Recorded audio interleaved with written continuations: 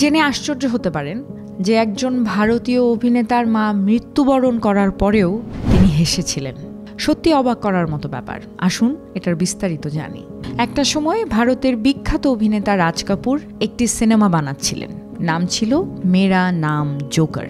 এই সিনেমার শুটিং চলাকালে একদিন তার মা এসে অভিনয় দেখছিলেন, কিন্তু হঠাৎ করেই সেখানে তার মায়ের হার্ট অ্যাটাক হয় এবং তিনি মারা যান। মঞ্চের মালিক এসে রাজ কাপুরকে খবর দিলেন, তোমার মা মারা গেছেন, কিন্তু দুঃখের বিষয় হলো এখনই তোমার পরের দৃশ্যের অভিনয় শুরু হতে যাচ্ছে। এটা একটা কমেডি সিন।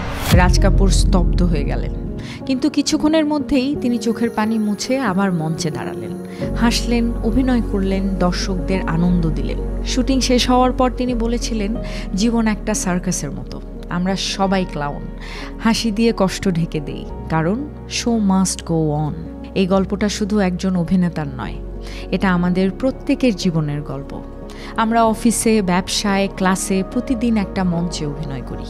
ব্যক্তিগত জীবনে যত কষ্টই থাকুক, পেশাগত জীবনে আমাদের হাসতে হয়, দায়িত্ব পালন করতে হয়, লক্ষ্য পূরণ করতে হয়। তাই জীবনে একটা জিনিস মনে রাখুন, আপনার পার্সোনাল লাইফ আর প্রফেশনাল লাইফ আলাদা করুন। যখন কাজের সময় তখন নিজের কষ্ট নয়, নিজের দায়িত্বটাই বড়। ঠিক যেমনটা রাজ কাপুর করেছিলেন।